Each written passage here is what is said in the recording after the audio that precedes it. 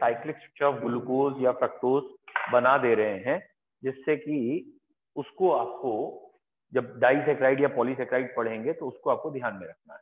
ठीक है बेटा, साइक्लिक स्ट्रक्चर एक तो ये था, अगर आपको कल का ध्यान हो, दिस वन। और अगर 6 मेंबर की या ये पायरेनोज रिंग कहलाती है, तो अगर पायरेनोज रिंग कहलाती है तो ये ग्लूकोज के लिए होता है।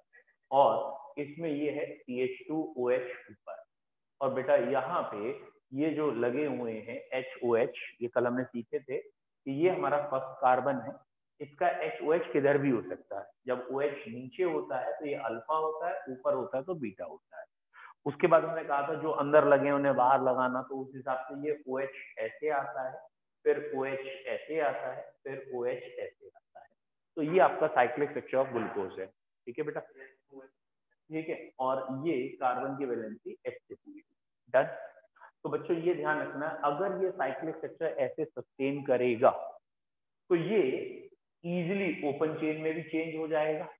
ओपन चेन क्या है इसका, कि 6 कार्बन ऐसे आ जाएंगे और उसके बाद 6 कार्बन के बाद यहाँ HOH HOH HOH HOH CHO में आ जाएगा। मतलब ये ओपन चेन में चेंज हो जाएगा। और ओपन चेन को भी आपको याद रखना है, लगभग सारे OH राइट हैंड साइड है, सिर्फ एक ये थर्ड नंबर का OH लेफ्ट हैंड साइड है। तो ये आ गया ओपन चेन। ठीक है बच्चों, तो अब दिमाग में क्या ले जाना है, डाइसैकराइड पढ़ने के लिए ये दोबारा मैंने क्यों बनाया, इसे देख लो। डाइसैकराइड पढ़ने के लिए मैंने दोबारा बना दिया। बेटा जितने भी मोनोसैकराइड हैं, चाहे इसमें एल्डिहाइड है चाहे कीटोन है, अगर वो मोनोसैकराइड है तो वो रिड्यूसिंग है, यानी ये रिड्यूसिंग टॉलेंस चेन से रिएक्ट करेगा और सिल्वर मिरर प्रेसिपिटेट देगा। और ये साइक्लाइज होके इसमें चेंज हो सकता है। ठीक है, और अगर ये साइक्लाइज होके इसमें चला गया तो ये वापस इसमें भी आ सकता है। तो ये इंटरकन्वर्टेबल फिलहाल है। ठीक है, लेकिन बाई चांस ड्यूरिंग साइक्लाइजेशन या आफ्टर साइक्लाइजेशन ये OH किसी से रिएक्ट कर ले, अगर ये OH किसी से रिएक्ट कर लेगा तो यहाँ पे ये OH रहेगा ही नहीं। और जब ये रहेगा ही नहीं तो ये वापस जाएगा ही नहीं। जब वापस ही नहीं जाएगा तो ये बनेगा ही नहीं। और जब ये बनेगा ही नहीं तो नॉन रिड्यूस।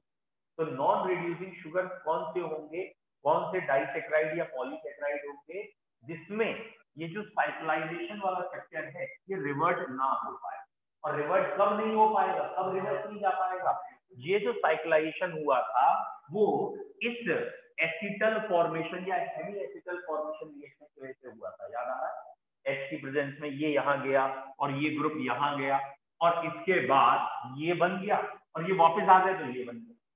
तो ये वापस आ सकते हैं अगर ये जीवित रहे। जीवित रहे कहने मतलब किसी से रिएक्ट ना करे। लेकिन अगर ये ग्रुप किसी से रिएक्ट कर लेगा तो ये वापस नहीं। तो आपको क्या ध्यान रखना है, जरा ध्यान से देखो, मैंने ये एक ही नंबर रखा है 1 नंबर का कार्बन, ग्लूकोज के 1 नंबर का जो कार्बन है इसका OH किसी से रिएक्ट ना करे। अगर इसका OH रिएक्ट कर गया 1 नंबर का तो ये वाला ग्लूकोज का मॉलिक्यूल अब रिवर्सिबल नहीं है। और अगर रिवर्सिबल नहीं है तो ये क्या हो जाएगा, नॉन रिड्यूस। पहला point clear. Similarly second point बोलो। ये तो है यार, तो कुछ पढ़ना वढ़ना होता नहीं, खाली आगे तक वो स्टेबल है रिएक्ट क्यों करे। अबे ये हम केमिस्ट्री पढ़ रहे, केमिस्ट्री अगर चीनी स्टेबल है तो किसी रिएक्ट नहीं करेगी, मतलब NaCl स्टेबल है कहीं रिएक्शन नहीं कर सकता। तो यहाँ तो आगे की कोई रिएक्शन की बात ही नहीं है, ऐसे पढ़ा देख लो हो क्या, खाली बैठे हुए खुलाते हो। अरे कुछ तो पूछ ही ले तुमसे, हमारा झापड़ पूछ के ना सही हो जाए। प्रैक्टिकल वाली बात करो ना, इनप्रैक्टिकल एकदम। अगर कोई टीचर या प्रैक्टिकली सोचो, आप किसी को ABCD पढ़ा लेट्स सपोज, क्योंकि तुम्हारा लेवल उस पर है, तुमने किसी को ABCD सिखाई को पूछा, अच्छा एक हिंदी में तो आप कह सकते हैं ना, कोई लेना देना नहीं इन दोनों बातों को, हिंदी का ये और इंग्लिश का, मतलब हिंदी और इंग्लिश ऐसे क्या है, वो अलग अल्फाबेट है। नहीं अगर हम कहें तो गलत तो नहीं, हाँ भैया गलत नहीं है, अगर तो यही कह रहा है टीचर गलत नहीं है। यहाँ जो सिखाया जा रहा है पहले सीख तो ले, पढ़ के आइए, ये पढ़ाया क्या जा रहा है उससे तो देख लो। इन्हें क्या इसका मतलब नहीं क्या पढ़ना है, इन्हें ये हमें पूछना क्या है ये देखते हैं, शायद तो उसमें नुकसान कर बैठे। सीखो भैया क्या है। अभी हमने क्या सिखाया कि आज का मेन टॉपिक है डाइसैकराइड पॉलीसैकराइड, थोड़ा सा आया, ठीक है। तो ये जो डाई और वॉल्यूम की बार बार समझा रहा हूँ, देख अभी भी एक है कौन, परमीश है, परमीश नाम सुना, परमीश ऐसे गाना गाता है, हाँ वर्मा सुना गाना, तो उसके साथ लग जाए तो कुछ ना कुछ हिट हो जाएगा, तो कुछ कर लेगा वहाँ म्यूजिक की दुनिया में। पढ़ाई की दुनिया में, केमिस्ट्री की दुनिया में कुछ नहीं होना, तो लिमिटेड ही चीज, अभी ज्यादा मत, ठीक है। चलो तो लौट के आ जाओ, यहाँ पे लौट के क्या है पॉइंट कि ये भैया ग्लूकोज का ओपन स्ट्रक्चर था, कल हमने पढ़ लिया था ये साइक्लिक स्ट्रक्चर बना, ये क्यों बना इसकी पूरी रामायण हमने पहले डिस्कस कर ली, हमने पूरी रामायण क्या डिस्कस कर ली थी, साइक्लिक बना क्यों, या हमने साइक्लिक क्यों देना पड़ा, क्योंकि भैया ग्लूकोज में प्रूफ किया था एल्डिहाइड, कुछ प्रॉपर्टी एल्डिहाइड की प्रूफ नहीं हो पा रही थी, इसलिए साइक्लिक दिया था। अब ये साइक्लिक आ गया, अब ये साइक्लिक में मोनोसेक्राइड है, अब मोनोसेक्राइड के बाद अब हम मूव करेंगे डाइसेक्राइड पे, ठीक है। अब ये ग्लूकोज का मोनोसेक्राइड है, एक और मोनोसेक्राइड देखना जरूरी है, फ्रक्टोज का। बेटा ये है फ्रक्टोज, ठीक है, यहाँ O लगा है और यहाँ CH2OH है और यहाँ फिर OH है, और ये दोनों ऊपर नीचे चेंज कर सकते हैं, और ये बाकी तीनों ग्रुप आप बिल्कुल ग्लूकोज की तरह रख देंगे तो चलेगा, ओके। यानी यहाँ OH इधर, H इधर, H इधर, OH इधर, व्हाटएवर, ये फ्रक्टोज है। बट यहाँ क्या नोटिस करना है, फ्रक्टोज में ये वाला OH ऊपर नीचे अल्फा बीटा सब होगा, मतलब ये वाला OH साइक्लाइजेशन के लिए रिस्पॉन्सिबल था। तो फ्रक्टोज में ये जो सेकंड कार्बन का OH है, अगर ये जीवित रहता है, मतलब अगर ये किसी से रिएक्ट नहीं करता है, कहीं रिएक्शन की और इसने रिएक्शन नहीं की, तो ये वापस चला जाएगा, और वापस चला जाएगा तो ये कैसा शुगर हो जाएगा, रिड्यूसिंग। और अगर ये रिएक्ट करके हट गया तो ये क्या हो जाएगा, नॉन। तो ये बात हो रही है अगर रिएक्ट हो गया तो, अगर यहां से रिएक्ट हो गया तो फ्रक्टोज में कौन सी पोजीशन रिड्यूसिंग नॉन रिड्यूसिंग के लिए रिस्पॉन्सिबल है, सेकेंड। ग्लूकोज में कौन सी पोजीशन रिड्यूसिंग नॉन रिड्यूसिंग के लिए रिस्पॉन्सिबल है, यहां तक क्लियर। अब मैं इसे मिटा दूं, ये दिमाग में रहेंगे, ये 2 पॉइंट तो दिमाग में रहेंगे कि ग्लूकोज में फर्स्ट और फ्रक्टोज में सेकेंड, ठीक है बेटा। अब देखिए आगे का पॉइंट क्या है बेटा, आज हम स्टार्ट कर रहे हैं डाइसेक्राइड से। व्हाट आर डाइसेक्राइड, एक और आया, हाँ बोल, वो हमने कल वाला रिवाइज कराया, मैं तुझे बता रहा हूँ कल वाला कराया था, कल का वीडियो भेजा है दोबारा, और मैं तो टाइम पे आऊँ, समझ में आया। ये खाली बैठे हुए घर पे से उठे चले आए, बोले अच्छा ऐसा है, एक बारी फिर से बताओ, बहुत अच्छा बता रहे थे, फिर से बताओ। ऐसा है ना, थोड़ा ना अलग बैठा करो पहले तो, है ना, तुम ना खरबूजे को देख के खरबूजा रंग बदलता है, उनने हल्के से पीछे वाले कर दिया, बोले मेरा काम हो गया, तेरा नंबर शुरू, तू शुरू हो जा, ठीक है। वो तो हो ही गया, बोले भाई देख तेरे को तो डांटना मेरा हक है, तेरे को डांटना मेरा हक है, तेरे को डांटना हक है मेरा, तुझे तो मैं मारूंगा भी, अगर पड़ेगा नहीं, डांटते मैं अभी मारूंगा भी, चाहे तेरी गलती हो या ना। देख ऐसा है ना, तेरे को तो डांटना हक भी और मारना भी हक है, समझे, और अगर तेरे नंबर नहीं आए तो और मारूंगा, समझ। हाँ अरे तू बेफिक्र रह, तेरे को इतना जलील करूंगा तो पढ़ने पे मजबूर हो जाएगा और फिर टॉप करेगा। डांटने का हमारा रीजन ये नहीं होता कि तुम अपने आप को इंफीरियर समझो, डांटने का रीजन ये होता है कि चिकना घड़ा वाला चक्कर हटे और कहो अगली बार डांट के दिखाना। मैं चाहता हूँ ये जील आए कि कहो जग्गी सर आइंदा बोल के दिखा देना, कोई क्वेश्चन पूछना मेरे पास आंसर होगा। पढ़ाई से अच्छा जवाब नहीं है, अगर आप पढ़ के आते हो तो उससे अच्छा कोई जवाब ही नहीं है, और उससे इजी तरीका नहीं है ऊंचाइयां छूने का। सामने वाले का मुंह, टीचर हो, प्रिंसिपल हो, कुछ हो, वो भाई तो एकदम चुप हो जाता है, कहता है यार ये तो टॉपर है, खत्म करो। तो वो उसकी जितनी शैतानियां वो भी बर्दाश्त कर लेता है। तो मैं चाहता हूं, मैं तुम्हें जो बार बार जो जिसे कहते हैं ना घिस रहा हूं, क्यों घिस रहा हूं, क्योंकि मैं तुमको चाहता हूं कि तुम कुछ कर जाओ, और कर जाओगे जब तक तुम सुनो, ठीक है। तो अगर तुम्हें लगता है कि मैं तुम्हें डांटता हूं तो मैं बंद कर दूंगा, मेरे को ऐसा कोई शौक थोड़ी है, मैं जानबूझ के डांटता हूँ, जानबूझ के कंपेयर कहीं। अरे मेरे भाई, मेरी तो इच्छा है तुझे बुरा लगे, मेरी तो इच्छा है तुझे बुरा लगे, कम से कम कभी तो कहे कि आइंदा देखना एक भी क्वेश्चन गलत हो जाए, एक नंबर कम आ जाए, ये जील तो आए, ठीक है। ये जील आएगी तभी बेटा, ये सुनने से आएगी, ठोकरों से आएगी, बातों से नहीं, इन्हीं ठोकरों से आएगी, चिंता ना कर, तुझे भी अभी देखता हूँ थोड़ी देर, ठीक है। तो अब आते हैं हम डाइसेक्राइड में। अब बच्चों ये है देखो C6H12O6, इसका नाम ग्लूकोज, एक और आ गया C6H12O6, ये भी ग्लूकोज। मान लो ये ग्लूकोज और ये मैंने अभी थोड़ी देर के लिए फ्रक्टोज लिख लिया, ग्लूकोज भी हो सकता है वैसे। और इन दोनों को अगर हम रिएक्ट कराएं तो ये मैंने बनाया है C12H22O11 प्लस वाटर। इस रिएक्शन की जरूरत नहीं है, लेकिन मैं सिर्फ इसलिए समझा रहा हूं कि अगर ये आपको समझ में आ गई तो आपको रिवर्स भी आ जाएगी।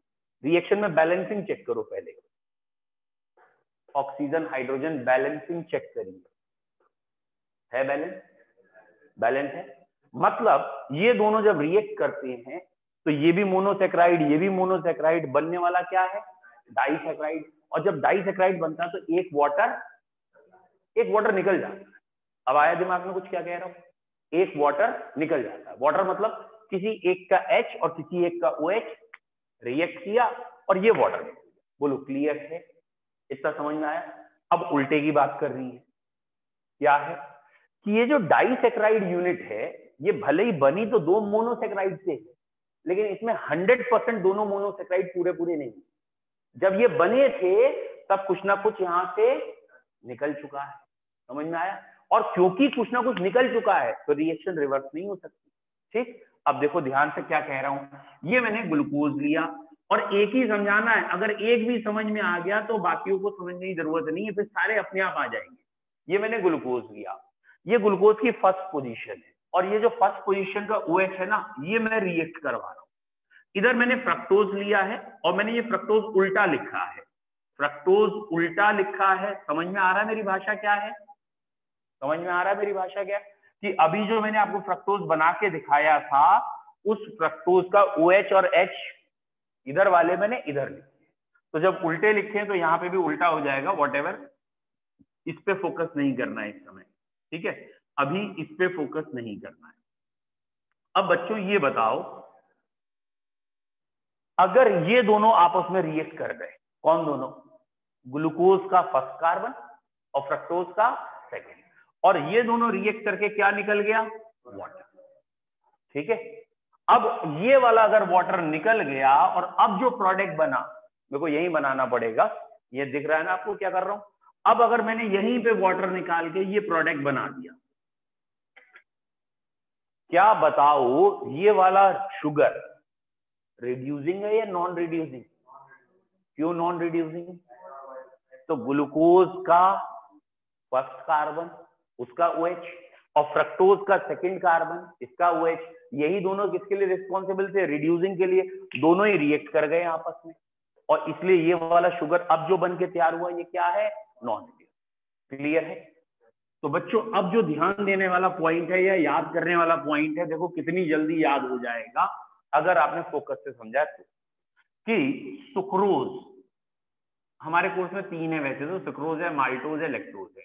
सुक्रोज 2 चीजों से मिलकर बना है। किस किस से मिलकर बना है? एक तो बना है ग्लूकोज से और एक बना है फ्रक्टोज। लेकिन तुम्हें जो याद करना है वो ये, ग्लूकोज की किस पोजीशन से और फ्रक्टोज की किस पोजीशन से रिएक्ट किया है, बताओगे? ग्लूकोज का फर्स्ट कार्बन और फ्रक्टोज का सेकंड कार्बन, इन दोनों ने रिएक्ट किया है। एक चीज और याद करनी है कि ये अल्फा डी ग्लूकोज था या बीटा डी ग्लूकोज था? अल्फा डी फ्रक्टोज था या ये तो मालूम ही है कि है तो दोनों ही डी, ये तो सभी को मालूम है, ये तो याद आ रहा होगा। ग्लूकोज और फ्रक्टोज डी सीरीज के मेंबर है। डी सीरीज मतलब हो गई किस कार्बन का? लास्ट बट वन जो पेरेंट का कार्बन माना जाता है उसका OH कहां होगा? Right hand side. ठीक है, तो ये डी सीरीज के मेंबर है। ठीक, और यहाँ पे इसका पूरा जो नाम लिखा जाएगा, या तो ये अल्फा डी होगा या ये बीटा डी होगा। ये अल्फा और बीटा अभी मैं बुक से ही देख के आपको बताऊंगा, ये याद कर। तरीका समझ में आया क्या कह रहा हूँ? डी फ्रक्टोज और डी ग्लूकोज तो है, ठीक है। इसकी फर्स्ट कार्बन है, इसका सेकेंड कार्बन है, ये रिएक्ट कर रहे हैं और तब ये बन रहा है। और बस ये अल्फा और बीटा वर्ड मैंने दोनों अल्फा क्यों लिख दी है आपको समझ में आ रहा होगा, क्योंकि मैंने जो आपको स्ट्रक्चर दिखाया था उसमें मैंने दोनों OH नीचे लिए थे और वो हटाया था, लेकिन वो इधर वाला तो उल्टा करके बनाया था। तो ये था अल्फा डी और ये है बेटा बीटा डी, ठीक है। तो सुक्रोज की मोनोमेरिक यूनिट ये याद करनी है, इसमें क्वेश्चन सिर्फ इतना ही आता है। कि सुक्रोज है, माल्टोज है, लैक्टोज है, कौन कौन उसकी मोनोमेरिक यूनिट है, कौन सा रिड्यूसिंग है, कौन सा नॉन रिड्यूसिंग है। ये जो सुक्रोज है ये है बेटा नॉन रिड्यूसिंग, और बाकी दोनों के दोनों रिड्यूसिंग है, वो अभी दिख जाएंगे कैसे। पहले आपको बस खाली सुक्रोज समझ में आ जाए तो बाकियों में हमें टेंशन नहीं। सुक्रोज में कोई डाउट?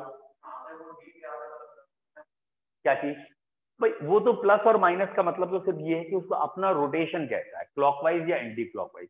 अब उससे मतलब नहीं, क्योंकि इन दोनों से मिलके तो पूरा कंपाउंड बनेगा, और ये जो कंपाउंड है ये डेक्सो रोटेटरी होता है, तो उसका अब ये डी प्लस माइनस इतना माइन्यूट की शायद जरूरत नहीं है, फिर भी एक बार मैं बता देता हूँ आपको देख के। चलिए हाँ बेटा, ये लिखा हुआ है, सुन लीजिए कि ये जो सुक्रोज है ये हाइड्रोलिसिस के बाद देता है D glucose, D plus glucose और डी माइनस फ्रक्टोज देता है, ठीक। लेकिन क्वेश्चन इस पे नहीं आता, क्वेश्चन इस पे आता है the two monosaccharide units are joined by, कौन सी लिंकेज होती है, कौन सी लिंकेज होती है? अरे ये जो लिंकेज अभी बना के दिखाई, ये लिंकेज क्या कहलाती है? Glycosidic linkage. ये वाली लिंकेज का नाम क्या है? Glycosidic. So two monosaccharides are joined by glycosidic linkage between C1 of alpha glucose and C2 of beta fructose। लिखे, फिर से बोल रहा हूं, लिखो बेटा, हेडिंग कर लीजिए डाइसेक्राइड। जो एकदम स्टार्टिंग से लिख रहे हैं वो सुन लो। डाइसेक्राइड में पहला पॉइंट क्या लिखना है? They on hydrolysis give two monosaccharide. ये हाइड्रोलिसिस के बाद दो मोनोसेक्राइड देते हैं, कॉमन सेंस। अब पहला पॉइंट क्या आ गया टू मोनोसेक्राइड में? पहला पॉइंट बोलो, डाइसेक्राइड तीन हमारे कोर्स में, पहला पॉइंट लिखे सुक्रोज, सुक्रोज, ठीक है। और सुक्रोज में बच्चों पहली लाइन तो ऑब्वियसली यही लिखनी पड़ेगी, इट इज कॉमन डाइसेक्राइड, या वो भी छोड़ दीजिए। It on hydrolysis gives glucose and fructose, it on hydrolysis gives, और अगर आप डिटेल लिखना चाहते हैं तो D plus glucose and D minus fructose, याद रखना बहुत आसान है। It on hydrolysis gives D plus glucose and D minus fructose. हाँ भैया बताओ, लास्ट बताइए, डी प्लस ग्लूकोज का क्या मतलब है? डी प्लस ग्लूकोज और डी माइनस फ्रक्टोज ना, लास्ट तो लास्ट में उठा है, बोलो बेटा। टहलने आ गए, अब टहलेंगे चले जाएंगे, कल भी सुन लिए थे आज भी सुन लेंगे, अब क्या हुआ है ना। हाँ भैया बताओ जल्दी से बेटा, खाली कोचिंग आने से कुछ ना होना। कल भी तुमसे यही क्वेश्चन पूछा था शायद, बताओ भैया, तुम भी कुछ बोलो या नहीं बोलोगे? ये सारी जिम्मेदारी एक ही के हाथ में आज, बोले मोर्चा ये संभालेगा। हाँ भाई तुम रहने दो यार, तुमसे नहीं पूछेंगे, तुम प्रधान मत हो, तुम तो प्रधान हो रहे हो। ओए हीरो, हाँ जी, बोले हम तो लिख रहे। बताओ बेटा, कल मैं आया नहीं था, वीडियो तुम भेजते हो तो मेरी बला से मैं देखता भी नहीं हूँ। हाँ चलो कोई बात नहीं, बोलो।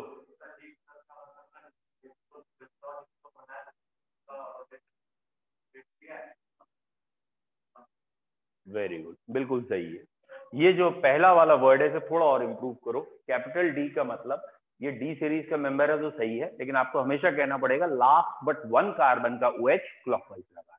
मतलब वो पेरेंट का मेंबर है, वो तो हमने आपको समझाया ना कि वो वैसे करके आइए चेंज, पेरेंट का मेंबर है, लेकिन हमेशा ये कहिए कि ये या तो डी ग्लिसरल डिहाइड का डेरिवेटिव है, ये कहो, नहीं तो सबसे बेस्ट है आखिरी से पहला वाला कार्बन, ठीक है, आखिरी से लास्ट बट वन कार्बन जो है वो डेक्स्ट्रोरोटेटरी है। और प्लस का मतलब इस पूरे मॉलिक्यूल का जो अपना वो आ रहा है ओवरऑल रोटेशन, वो क्लॉकवाइज आ रहा है। डी माइनस फ्रक्टोज,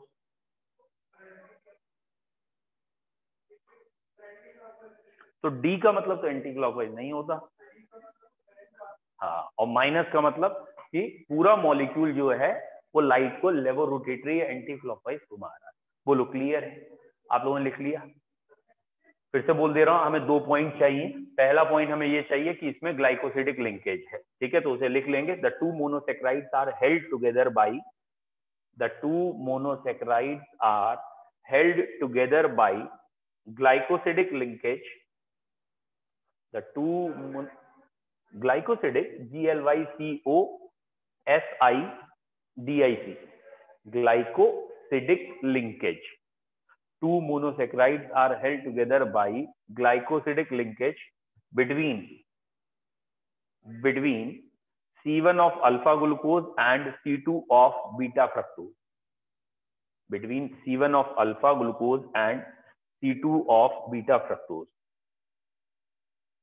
ठीक है, और अगला सेंटेंस समझ में आ जाना चाहिए होपफुली.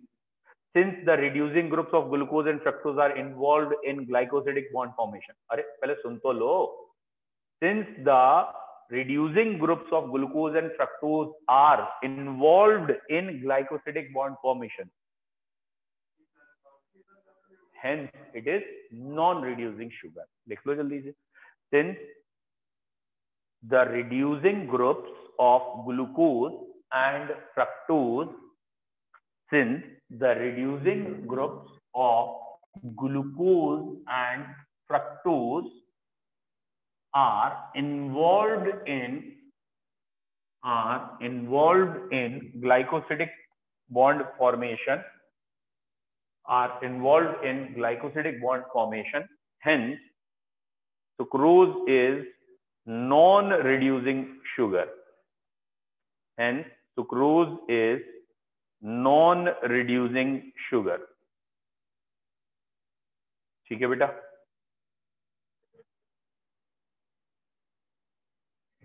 इस प्रोसेस को इन्वर्जन ऑफ शुगर भी कहते हैं बेटा. क्यों कहते हैं इस प्रोसेस को inversion of sugar? Hydrolysis of sucrose into glucose fructose is inversion of sugar. क्यों बेटा? अरे भाई ठीक है. सुक्रोज से बाद में ग्लूकोज और फ्रक्टोज बनना इन्वर्जन ऑफ शुगर कहलाता है अगर इसमें पानी डालें तो, क्योंकि ये डेक्स्ट्रो रोटेटरी है, ये भी डेक्स्ट्रो है लेकिन ये लेवो है. और जो पूरा सोल्यूशन है जिसमें शुरू में सुक्रोज होगा, पानी मिलाने के बाद थोड़ी देर बाद ये अगर पहले लाइट क्लॉकवाइज घुमा रहा था, थोड़ी देर बाद लाइट कैसी घूमने लगेगी? Anti clockwise. और क्योंकि ये क्लॉक से एंटी क्लॉकवाइज चली गई तो इसलिए ये इन्वर्जन हो गया. तो इसलिए प्रोसेस कहलाता है इन्वर्जन ऑफ शुगर और इसलिए एंजाइम का नाम है इन्वर्टेज. लेकिन ध्यान देना किसके लिए कह रहे हैं? हाइड्रोलिसिस ऑफ सुक्रोज को. सुक्रोज की जो हाइड्रोलिसिस है उसे इन्वर्जन ऑफ शुगर कहते हैं और एंजाइम का नाम है इन्वर्टेज. ठीक है. अगले वाले का नाम है माल्टोज. 3 डाइसैकराइड याद करने हैं. अगला है माल्टोज. हाँ भैया, माल्टोज में अब मैं आपको हिंट दे रहा हूं, अब आप बताइए क्या करना है, इसे कैसे सोचना है. माल्टोज जो है बच्चों 2 मॉलिक्यूल से मिलकर बनी है और चांस की बात है दोनों सेम है, दोनों ही ग्लूकोज है. ये अल्फा डी है, ये भी अल्फा डी है, तो दोनों ही अल्फा डी ग्लूकोज है. कैसे बोल दूं? चाहे आप ये बोलो माल्टोज को हाइड्रोलाइज करते हैं तो 2 अल्फा डी ग्लूकोज मिलते हैं, या आप उल्टा बोल लो कि 2 अल्फा डी ग्लूकोज जब मिलते हैं एक पानी निकल जाता है और माल्टोज. ठीक. अब किस किस पोजीशन की रिएक्शन से बना है? इसका ग्लूकोज का C1 कार्बन और इस ग्लूकोज का C4 कार्बन है. इससे ट्रांसफॉर्मेशन हुआ या ग्लाइकोसिडिक लिंकेज बनी. बोलो बेटा ये रिड्यूसिंग है या नॉन रिड्यूसिंग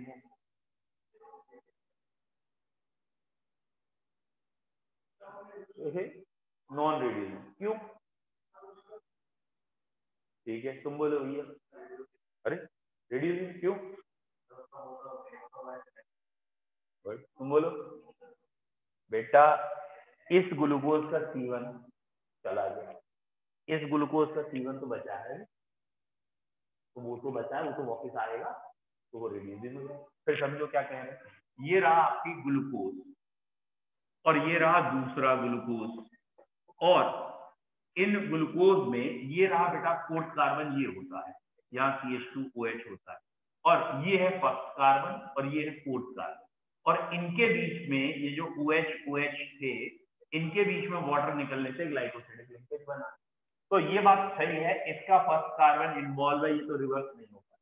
लेकिन ये तो बचा हुआ है डाइसैकराइड, 2 ही तो है, मतलब 2 ही मोनोसैकराइड तो जुड़े, यहाँ से जुड़े, ये बचा हुआ, ये वापस चला जाए, यानी यहाँ फ्री एल्डिहाइड आ. और क्योंकि यहाँ फ्री एल्डिहाइड आ जाएगा तो रिड्यूसिंग हो जाएगा. याद आपको दो ही पॉइंट रखने हैं, रिड्यूसिंग है नॉन रिड्यूसिंग है, तो आपका आ गया ये रिड्यूसिंग। दूसरा पॉइंट, इसके पोजीशन पे ग्लाइकोसिडिक लिंकेज बनी है माल्टोज में अल्फा डी ग्लूकोज और दूसरा भी अल्फा डी ग्लूकोज है, तो पहले अल्फा डी ग्लूकोज का C1 कार्बन और दूसरे अल्फा डी ग्लूकोज का C4 कार्बन, तो ये माल्टोज। हाँ जी, तो एक नंबर का क्वेश्चन आता है। देखो मैं आपको पहले बता दूं, लास्ट ईयर तक ये चैप्टर था 5 बायोमोलिक्यूल, और बायोमोलिक्यूल के सबसे 4 है, कार्बोहाइड्रेट था, प्रोटीन था, विटामिन था और न्यूक्लिक एसिड, 4 हिस्सों में क्वेश्चन आता है। और जनरली विटामिन एक नंबर में हटा देते थे, और विटामिन अगर देते थे तो चारों सेट में बदल के क्वेश्चन देते थे एक नंबर, और अगर देते थे न्यूक्लिक मतलब विटामिन और न्यूक्लिक एसिड से एक चीज है, और अगर न्यूक्लिक एसिड देते थे तो एक सेट में डीएनए देते थे, दूसरे सेट में आरएनए देते थे, जानबूझ के वो ओवरऑल नॉलेज चेक कर लेते थे, बच्चे ने पढ़ा नहीं, लेकिन तब भी 2 नंबर का या 3 नंबर का हर साल कार्बोहाइड्रेट से 2 से 3 नंबर आते। इस साल वेटेज बढ़ गया भाई, एवरीडे लाइफ खत्म हुआ, पॉलीमर खत्म हो गया, तो ऑर्गेनिक की वेटेज 30 नंबर के ऑर्गेनिक आती है, ठीक है, 30 में से 20 कन्वेंशनल ऑर्गेनिक है हमारे, और 10 नंबर पॉलीमर, बायोमोलिक्यूल और एवरीडे लाइफ। तो वो जो बायोमोलिक्यूल का 5 नंबर था वो हो सकता है ठीक है, कोई पैसेज, क्योंकि जितने भी जो नए क्वेश्चन उन्होंने ऐड किए ना पैसेज वाले, उसमें बायोमोलिक्यूल आ गया। और बायोमोलिक्यूल में एक अच्छी बात क्या है कि इसमें जो आपका केमिस्ट्री का पार्ट है, दैट मींस इसमें आपसे अल्कोहल की रिएक्शन पूछ सकता है, एल्डिहाइड कीटोन पूछ सकता है, एसिड पूछ सकता है, सॉरी अल्कोहल और एल्डिहाइड कीटोन, फेट चेन, ये सारी चीजें भी पूछ सकता है।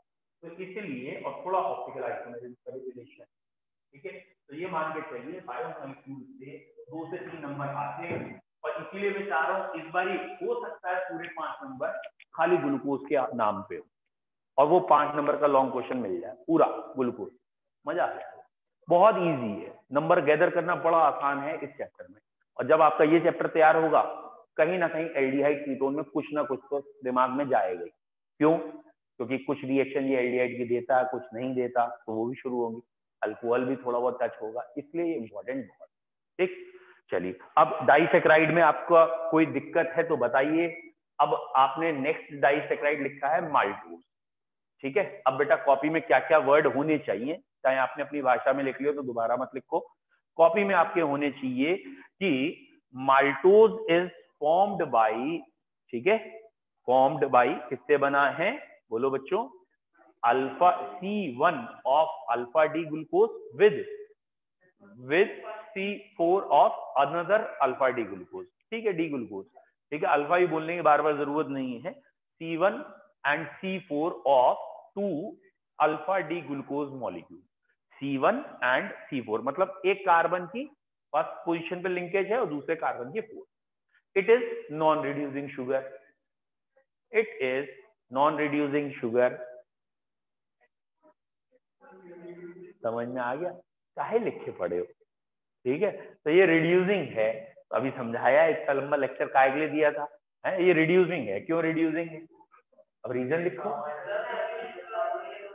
तो अब आप एग्जाम में रीजन लिखना पड़ेगा, और एक लाइन में लिखना, ये नहीं कि पूरी कहानी लिखें, तो आपको ये कहना है glycosidic linkages between C1 of first carbon and C4 of second carbon. Therefore, the C1 of second carbon is still free. वो free है. Therefore, it is reducing sugar. तो ये C1 और C4 में है, इसलिए ये reducing sugar है. ठीक है बच्चों, कोई दिक्कत? हाँ भैया,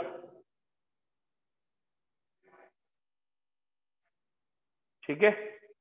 और अब आ जाते हैं तीसरा और आखिरी, बेटा जिसे मिल्क शुगर कहते हैं, यह लैक्टोज है, ठीक है, लिख लीजिए लैक्टोज। और ये मान के चलो बेटा एनसीईआरटी ना यूजुअली जो अपने बुक में देती है उसके बाहर की चीजें नहीं पूछती यूजुअली, मतलब वो अगर कह रहे हैं ना कि which is known as milk sugar और लैक्टोज है, तो इसका मतलब लैक्टोज के पैराग्राफ में कहीं ना कहीं मिल्क शुगर लिखा है तब, अदरवाइज सबके कुछ ना कुछ नाम है, ठीक है। लेकिन जो एनसीईआरटी दे रखा है वो उसी का क्वेश्चन पूछते हैं, बहुत ज्यादा रटने की जरूरत नहीं है एनसीईआरटी के बाहर। तो lactose is known as milk sugar, ठीक है, ये डाइसैकराइड है, मिल्क में पाया जाता है। अब मैं डायरेक्ट बोल रहा हूँ ये किस किस से मिलके बनता है, ठीक है, ये बनता है एक ग्लूकोज और दूसरा गैलेक्टोज, ठीक है बेटा। गैलेक्टोज क्या होगा, गैलेक्टोज क्या होगा? गैलेक्टोज का भी फॉर्मूला ग्लूकोज वाला ही होता है। आपको हमने पढ़ाया था ग्लूकोज 16 भाई है, याद आ रहा? 16 भाई हैं, 8-8 के 2 ग्रुप में। क्या अंतर है ग्लूकोज के 16 भाइयों में? मतलब खाली H और HOH ही तो अलग अलग है, और उन 16 में से एक का नाम ग्लूकोज है, ऐसे ही किसी एक का नाम गैलेक्टोज है। तो गैलेक्टोज का भी वही फॉर्मूला है जो ग्लूकोज का है, ऐसे मैनोज है या बाकी भी है, सबका फॉर्मूला वही है, C6H12O6। ठीक है, तो ये 16 का फॉर्मूला एक ही होता है, ये ध्यान रखना। तो अब हमारा पॉइंट है कि लैक्टोज किस किस से मिलके बना है? ये 2 चीजों से मिलके बना है। सुन लो, बाद में लिखना, कोशिश करो याद करके अपने आप लिखो बेटा। ये 2 चीजों से मिलके बना है, एक है ग्लूकोज, एक है गैलेक्टोज। इसमें गैलेक्टोज का पहला कार्बन है और ग्लूकोज का चौथा कार्बन है। इसमें गैलेक्टोज का पहला कार्बन है और ग्लूकोज का चौथा, और दोनों की बीटा फॉर्म है तो वही डी ग्लूकोज ही है, लेकिन दोनों की कौन सी फॉर्म है? Beta, beta D glucose. फिर से सुनो, किस किस से बना है? Glucose galactose. पहले तो एक ब्रॉड वे तो ये याद करना है। अब ग्लूकोज का कौन सा कार्बन? 4, और गैलेक्टोज का 5। और ग्लूकोज में क्या कहना है, अल्फा डी ग्लूकोज या बीटा डी ग्लूकोज? है तो डी ही, ग्लूकोज तो डी में ही रहता है, बस बीटा डी, और उसमें भी बीटा है। ठीक है, लिख लीजिए। इट इज कंपोज्ड ऑफ, मैं बुक की लैंग्वेज बोल दे रहा हूं, इट इज कंपोज्ड ऑफ, ये किससे मिलके बना है? Composed of linkage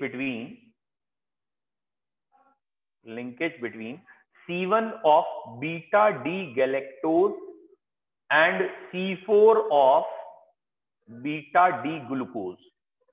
C1 of beta D galactose, C1 of beta D galactose and C4 of beta D glucose.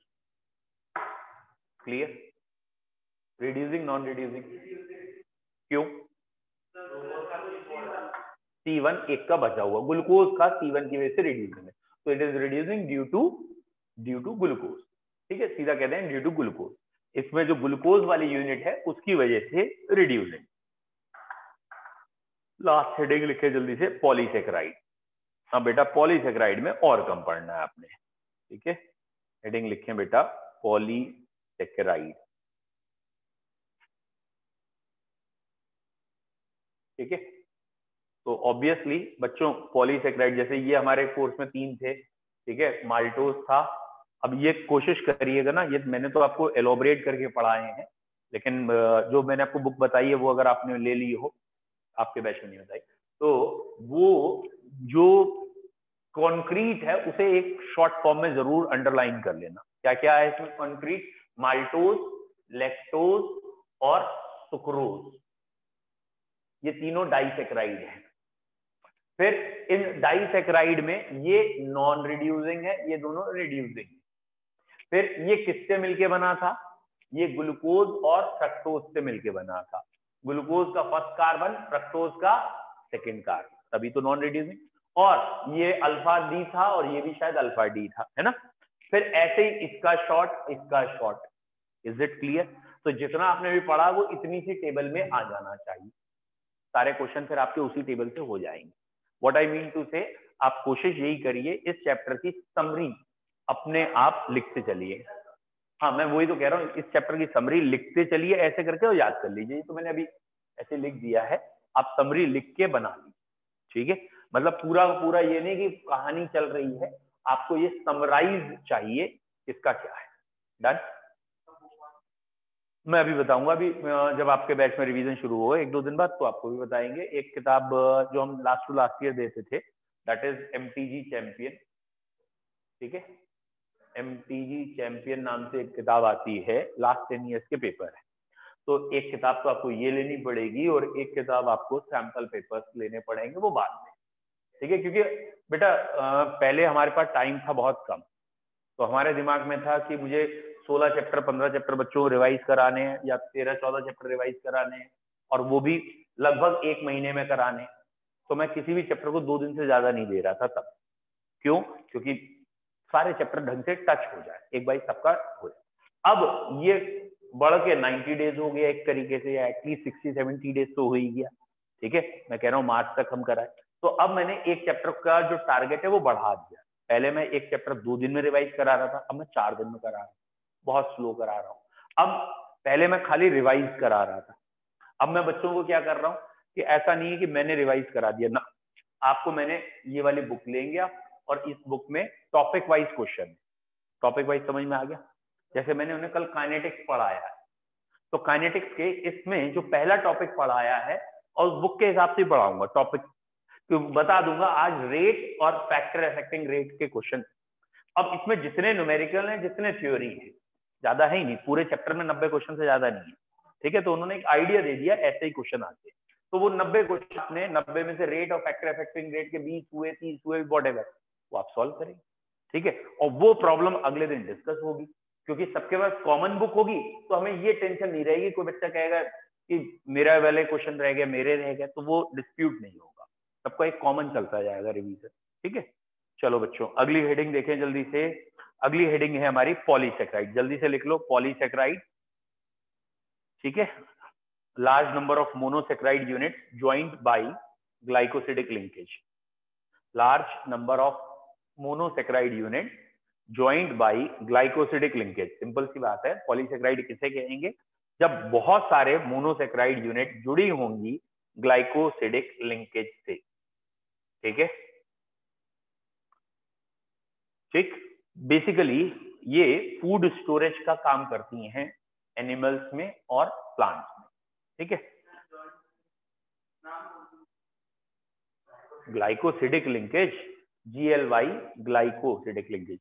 अब इसमें पहला है स्टार्च, 3 पढ़ने हैं हमें, 3 क्या एक ही पढ़ना है, स्टार्च। अगर आपको स्टार्च समझ में आ गया बाकी दोनों कुछ नहीं पढ़ना हमें, ठीक है। देखिए starch main storage polysaccharide of plant, main storage polysaccharide, main storage polysaccharide of plant, ठीक है। और ये जितने भी हम खा रहे हैं कार्बोहाइड्रेट जो जनरल है वो उसी में है, उसको हम ज्यादा डिटेल में नहीं आएंगे, ठीक। अब बेटा स्टार्च के 2 कंपोनेंट है, इट हैज 2 कंपोनेंट, एक का नाम है अमाइलोज और दूसरे का नाम है अमाइलोपेक्टिन। एक का नाम है अमाइलोज और दूसरे का नाम है अमाइलोपेक्टिन। भैया जिसका नाम थोड़ा छोटा है उसका कंपोजिशन भी कम है, 15 से 20% है, जिसका नाम बड़ा है कंपोजिशन भी बड़ा रखा गया है, 80 से 85% ये, ठीक है। ये अमाइलोज वाले सीधे साधे, मतलब ज्यादा ब्रांचिंग नहीं।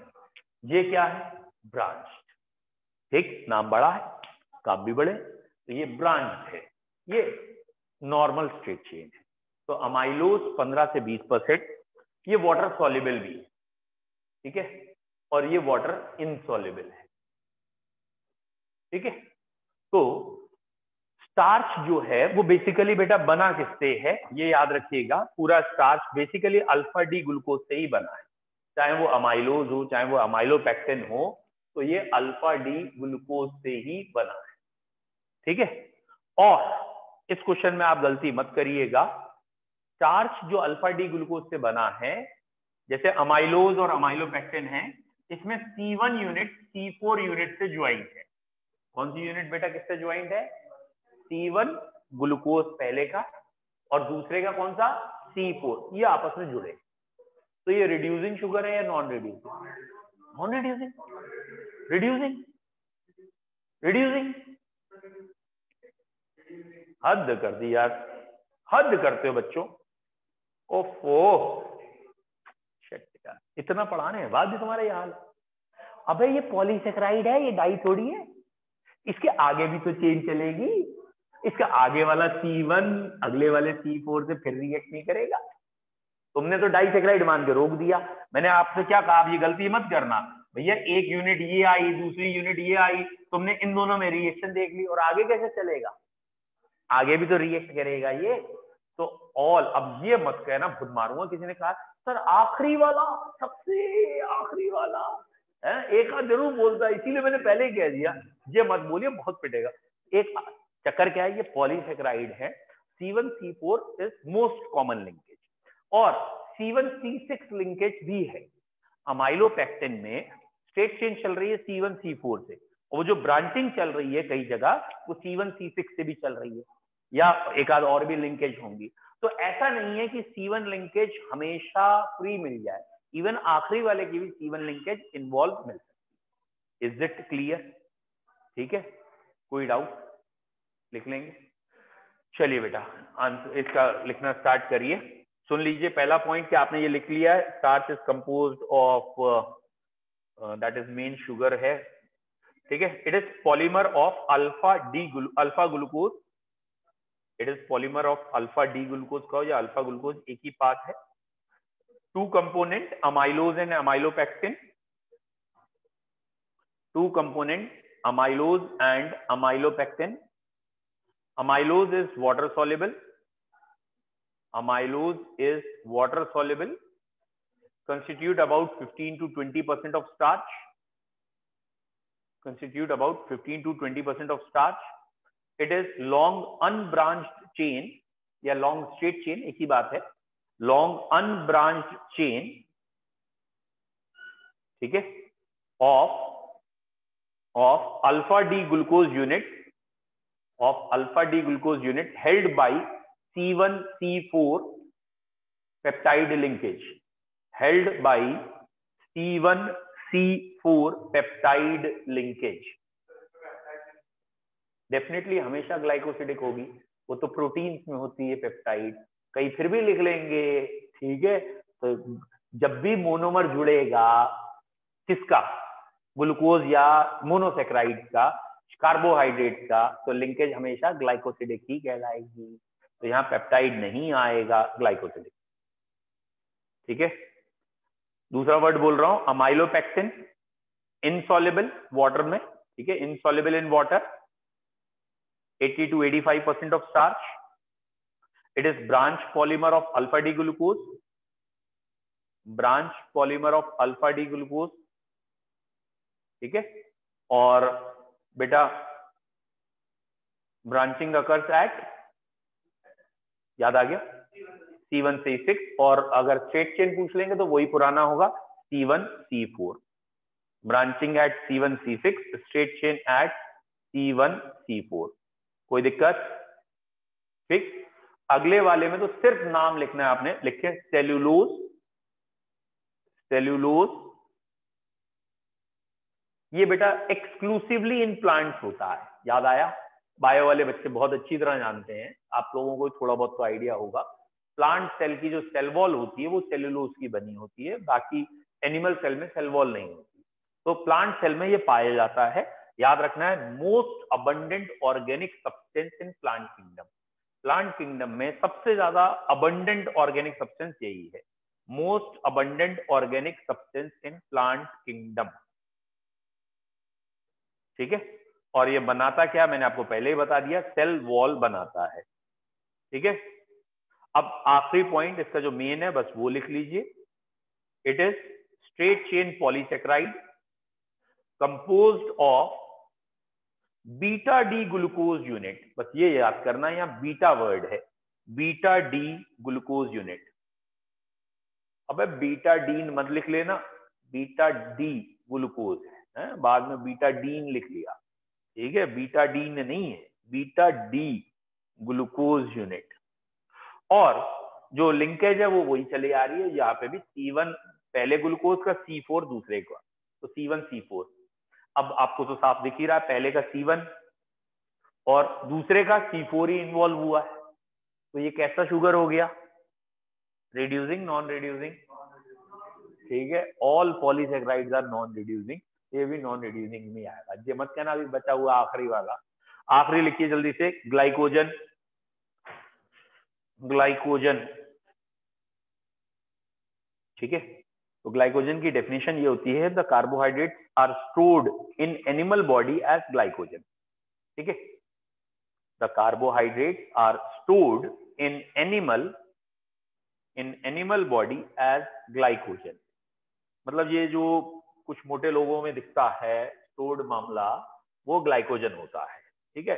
It is also called as animal starch, इसे एनिमल स्टार्च भी कहते हैं।